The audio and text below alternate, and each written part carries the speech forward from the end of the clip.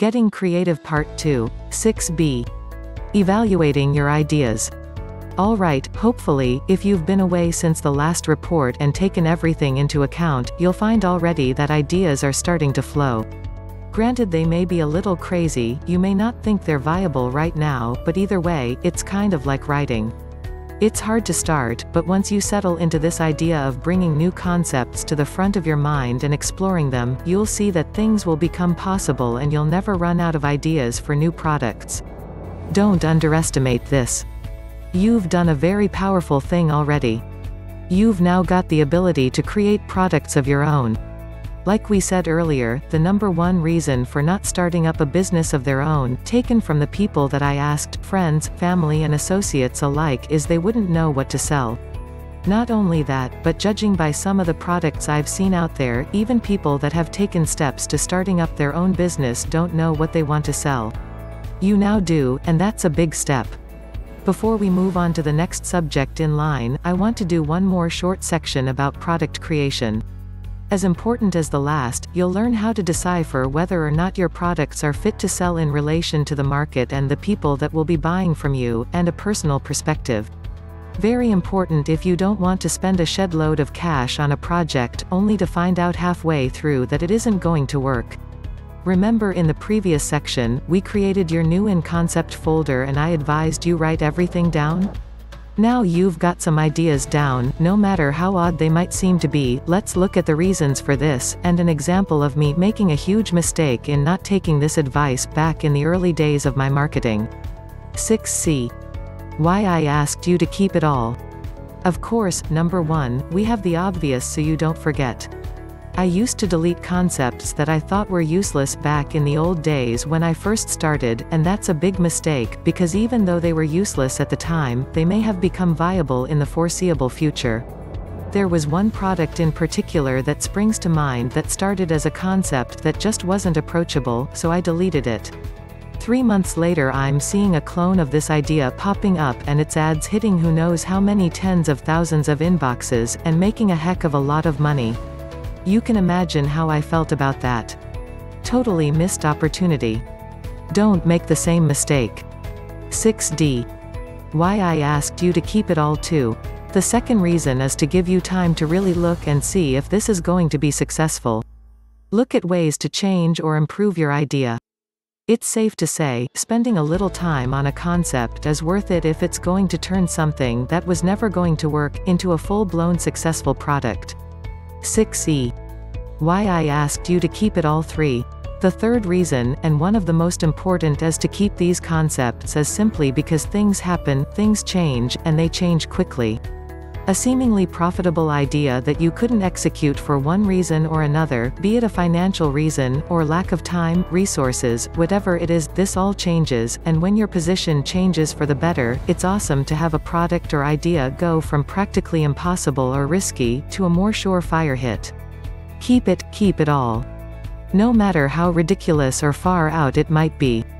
Look at this folder and your concepts regularly, change them and adapt them to make them workable in the future when your position changes. Don't doom the idea to your recycle bin, because given time, if your situation suddenly allows the creation and release of this product, and someone beats you to it, you're going to feel as much of an ass as I did in the above example. This is what I want to talk to you about now. Going through these concepts and picking out the good, the bad, the downright mental case things that you've come up with, expanding on them, picking them apart, all in the name of wanting to know if this is something you could set up a sales system for and sell it successfully. 6f. Are your products viable? It's a real simple process, and it's all about asking the right questions at this stage to avoid problems later. If, like many others out there, you don't do this, you're going to come up against financial strain, time strain, and resource strain, all making things incredibly hard and expensive to even get off the ground in the first place, and when it does, there's no telling what the quality is going to be like, and we all already know how important that is. 6 grams. Question 1. Does it help solve a problem? So, the first thing that you need to do with your concepts is ask a very simple question. If you followed the first report's inspirations and carried them out as we talked about, you'll most likely be able to answer this one with a solid yes. The most important question you'll ever ask yourself about your products is simple. Does it solve a problem, help the buyer avoid pain, achieve happiness or entertain? Although this is widely known already, and I wouldn't be surprised if you've heard this before, it still applies, and probably always will. What worries me is how many people know this, but don't directly ask themselves this question until it's too late, then all they end up with is a bunch of unrelated things they had to stuff into their new package to make it look more valuable through solving more problems. 6H. Question 2. Is there a market for my product? And can I reach them? An important question indeed, because incidentally, if there's no market for your product, or you have no way to reach them, then no one's going to find out about your product, and you simply won't sell any. It's easy enough to head over to google.com, and do a search for your product, or a different version of it. Not only depending on the fact that if you have a problem that needs to be solved, it's highly unlikely, if not downright impossible, that your problem is going to be unique. Also, when running your search, if there's other products out there offering either the same as you, but in a different way, you can bet your life that there's a market out there. Also, are there any publications that are related to your product? An even bigger sign that there's a market there, and of course, can you reach that market? Specifics and hows aren't really important right now, as long as you know not to go launching a product that's going to be impossible for you to reach the people that want to buy it, or even worse, there aren't any people who want to buy it. 6I. Question 3. How much money will this take to create? And make it the best it can possibly be? Asking yourself how much cash it's going to take out of your pocket before you start is definitely a good thing, but you don't want to know how much it'll take to create and get running, but how much it will take to create and get it running effectively, so you can really wow your customers and get them to talk about you to other people. Quality is so important nowadays with the flood of products out there in all markets. Here's an example for you, again from my personal experience and my very first site. I've always been a big believer in wowing people with stuff I do. If it's going to be done, it's going to be done properly, it's going to be sheer quality, and the best it can possibly be. The very first site I put up featured forums, a fully functional and independent auto-responder and ad tracking system for each individual member, not to mention all of the hooking up with the affiliate software, access management and tying this into recurring billing and a 2-level affiliate program, with custom commissions for individuals that I'd met and were up for joint ventures. Now bear in mind, at this point I had no big list of people I could sell to yet, I had none of these scripts or systems already, and this was at a time when people were first coming up with the idea of selling auto-responder and ad tracking scripts so they could install and use them on their site. Now looking at the concept, this was going to be a monster of a site, totally mind-blowing, so I went for it without really looking hard into what I was getting myself into financially, and the time commitment such a site took, with things like tech support, being on hand non-stop to sort out problems, being there at the right times for conferences, and managing pretty much every system there on my own. I don't need to tell you that that's a heck of a big first product, and there's nothing wrong with doing, or being ambitious. Just before you start, make sure that when you ask yourself if you have the time and money to pull this off to a very high standard, otherwise you might just find yourself overwhelmed halfway through the actual process of creation. 6J. Question 4. How can I package and present? Often, you'll find one of your product ideas turns into 2 or 3 when you look at this question. If that's the difference between earning $20,000 and $60,000 from one product, I'd say that's a pretty important factor. Remember when you're looking at these to develop and evolve your products. They're not set in stone, and often just one viable concept is more useful than at first glance. How you package and present is very important. Here's an example for you. Let's take this course in hand, and ask yourself, if you'd sat here like me, researched and written a training course, what else could you do with it aside from plant it on a website as an intensive course as we've done here? Let's see, just off the top of my head here, without even thinking about it, we could have made it into a membership pay monthly site, then at a later date taken the whole manual set and sold it as one for a big price. What if we recorded the whole thing in audio and video? We could deliver it as an intensive course through FedEx along with the written manual. Something we talked about earlier too, how about resale rights? When I release the next product, if it's meant to replace this one, expand on this one, or present it in a fresh exciting way, what's to stop me selling this whole course off with resale rights for $1,000 to 75 people? See how what was originally an idea to display our knowledge to you has multiple delivery methods tied to it. Some are the same, some could be pro versions or enhancements, and the resale rights cries out to a whole new market even though the base product is the same. Always look for ways to develop your good ideas. If it's successful, don't stop there. Follow it through, offer pro versions, offer taster versions, offer full audio, video training manual through FedEx versions, offer resale rights, membership sites, and that's just off the top of my head. Now obviously we're not taking the same product and selling to the same people over and over, that'd be pointless, and no one wants to buy the same info product 5 times displayed in different ways, but always look and adapt your delivery methods, and versions of your product, and it's likely that your one good idea that makes you 20 grand in a year could turn into 3 good ideas that are aimed at entirely different people. Clever, huh? Even better, that little tidbit is going to make you a heck of a lot of cash if you get these product creation methods down. Don't forget it, and you'll have fuel for your business for as long as you want. 6K. Question 5. Can I adapt the system? To make it easier on my resources, reach a bigger or more targeted market? Something you should always ask yourself. How can I make the product or service better, reach a larger or more targeted number of people? If it's not affordable, how can I make it affordable? If I don't have the time to manage such a monster, can I automate it? It's all about asking yourself how you can improve your concept to make it either easier on yourself, or more viable to sell to your target market. If you can't pull this off, and something can't change, go back through the first 4 questions again. When you can answer yes to the first 4, and be happy with the outcome through question 5, you have yourself a viable, ready-to-go product that you can get working on right away. Of course, we'll talk about the specifics of this later, but for now, just keep it in mind, and remember how to create such ideas. If you find that one of your concepts isn't viable right now, don't worry. At least 8 out of every 10 of the ideas that I come up with personally don't make it out of the planning stages for some time, if at all. Not to worry. Like we talked about earlier, when you remove the boundaries that stop you coming out with ideas, and start looking at the limitations of your resources before you've even give it a chance, the ideas will flow, but of course it's likely that a lot of these ideas you dismissed aren't usable right away or in their present form. This is why it's important to file these, and take a look over them, even after you've discovered that they're a no-go. Your environment may change, your financial position, or the market may change. It's just a case of waiting for the time that the answer to those 5 above questions become positive ones, meanwhile working on the things that do work, and are viable.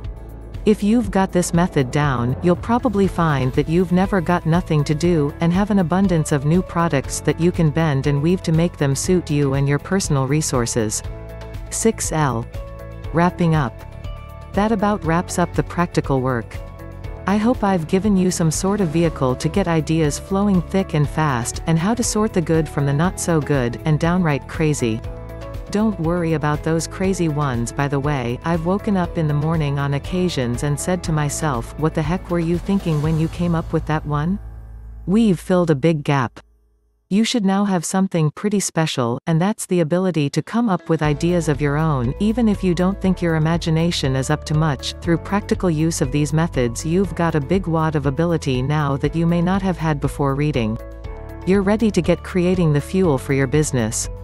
Far from the days of staring at blank pieces of paper and not having anything to do, you're now set to turn that blank piece of paper into a fully fledged product that people want to buy and will recognize you for, build a sales system around it, get the word out, and make a whole lot of cash.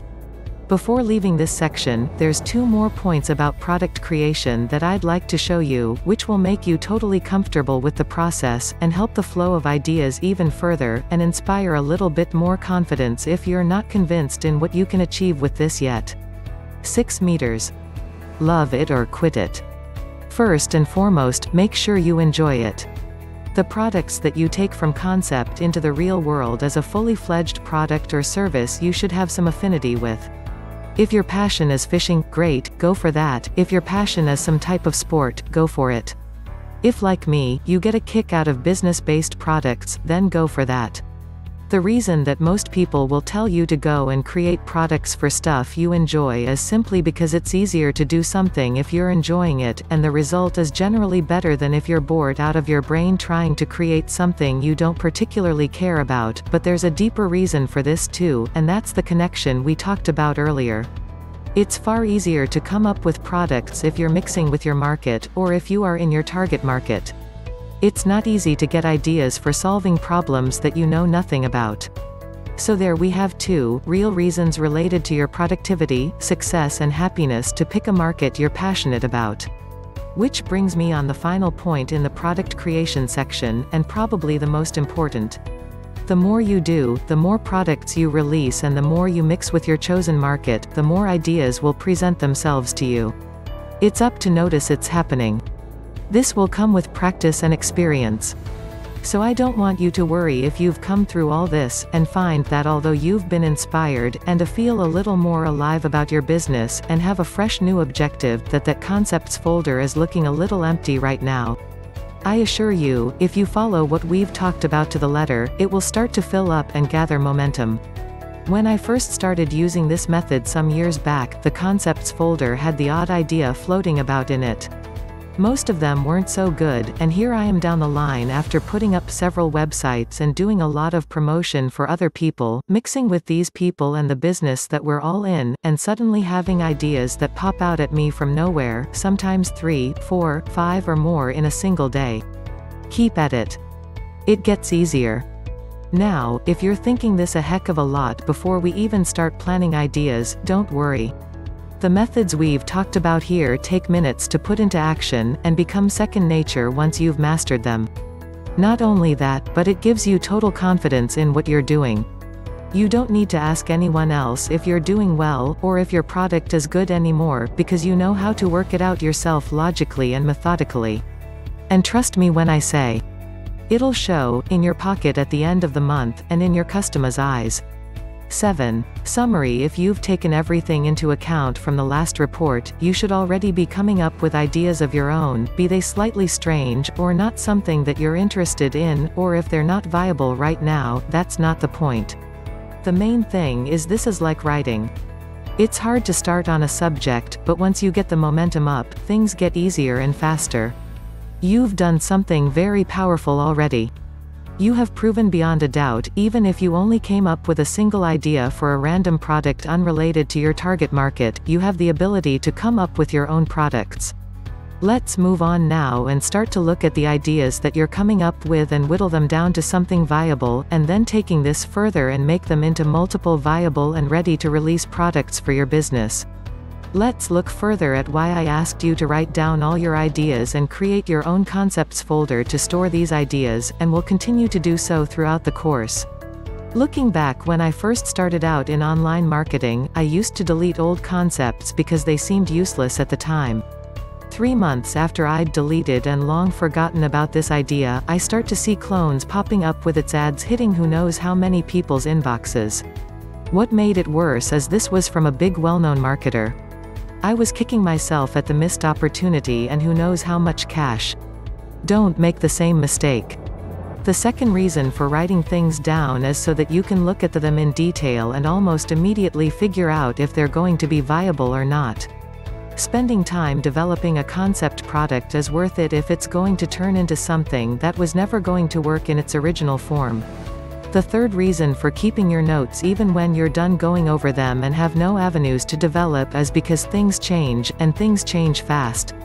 There can be many reasons for not taking on a project, whether it be financial, or you don't have the time, or resources, whatever it is, this all changes, and when your position shifts with each of your successful product launches, you might just find the contents of your concepts folder go from packed full of impossible ideas, to risky ideas, to surefire hits and money makers.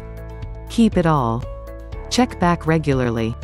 Sometimes things change and you may not even know it. Open your concepts folders, go over each product idea and develop them if you can. You may even find several variations of the original idea go towards making you a bunch of new products. This is what I want to talk to you about right now. Going through those concepts and asking some questions as you go to decide if each idea is going to be viable relating to your target market or not, ignoring your personal constraints for now and concentrating on whether or not people would buy. Question 1. Does it solve a problem, help to achieve happiness, avoid pain or entertain? This is pretty widely known already, but something to base all your product creation on, because quite simply, if it doesn't hold any advantages for someone, and the answer to at least one of those questions isn't yes, then it's not viable. Question 2. Is there a market for my product and how do I reach them? An important question, because quite simply, if there isn't a market for your stuff, you're not going to make any sales. The quickest method is to head over to Google and search for your product. If someone's done it already, it's almost guaranteed that a market already exists for your idea. Question 3. How much money and time will this take to create to make it the best it can be? This is where you can judge whether or not creating such a product is within your grasp right now. If so, great; if not, keep it for when your situation improves. Question 4. If you've had all yes answers so far, the next question to ask yourself is, how can I package and present? When you look at this question, you'll often find your ideas multiply into multiple products. Here's an example. Let's take this course, and ask yourself, if you were sat here like me, how many different ways could you package and present? How about a monthly membership site and at a later date turn it into the intensive course as it is now? What if we did an audio and video version and sold different levels of membership at different prices? How about giving away resale rights when you're done making profit with it? How about expanding, releasing a second or a pro version that includes more features, such as long personal consultation periods? Do you see how a single product can easily turn into 2, 3, 4 or even 5 through this method of thinking about how to package and present? This is your chance to pull several products from just one single idea. That's all it takes. One idea, and you have content for 1 or 2 years. Powerful stuff. Question 5. Can I adapt the system to make it easier on my resources, or reach a different market? Something you should always ask yourself. How can I make my ideas better before they're even off the drawing board? How can I reach a larger number of people? How can I make it affordable for everyone? There's a lot of competition selling beer to pubs. Can I sell my alcohol to a different ready and waiting market? Once you've gone through these 5 questions, you need to look at all your answers. How can you change this product to make it more viable, a better seller, or easier on your resources? Once you've made changes, go back to question 1, and ask the same questions again. After several passes, often over a period of time, sometimes days, sometimes months, sometimes years, sometimes even minutes, you'll find yourself with several viable products sitting right in front of you ready to release, where others are still saying, I want to start my business, but I don't know what to sell. Now you have the edge. Remember also to make sure you enjoy what you're creating. One of the big reasons I'm in online marketing and talking to you right now about business is because I really enjoy it. I don't want you to create something if you don't enjoy it. After all, isn't that why most of us want to start our own businesses in the first place and get out of our 9-to-5s? Lastly, blend in. Mix with your target market. If you're in online marketing, start subscribing to big marketers' lists, look at what they send you, who's selling what, and how it's being sold. The research comes to you in this case. If you're looking to sell software, subscribe yourself to tech magazines and software reports. Once you can take the above idea about creating products and come up with product ideas, you're 90% of the way towards being rushed by new exciting ideas on a regular basis.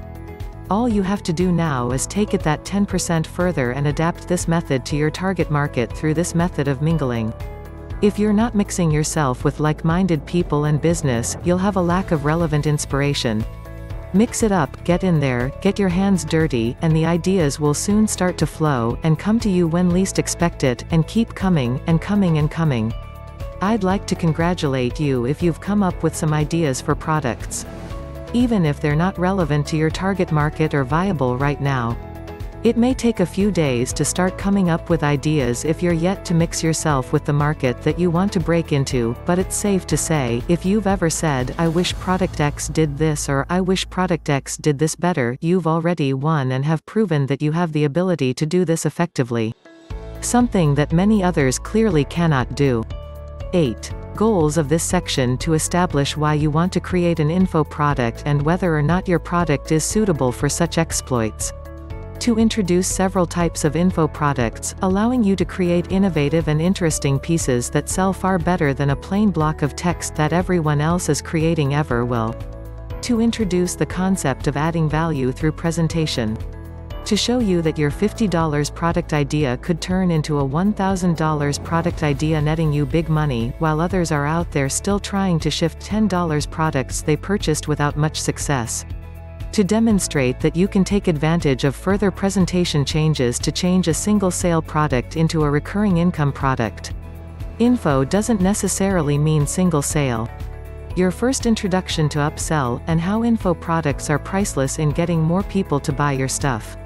To differentiate between fake upsell, also known as bait selling as defined by the BBB, and real upsell, and how many marketers are plainly annoying their customers with it instead of allowing it to do the job it should be doing, which is to get more people to buy your stuff.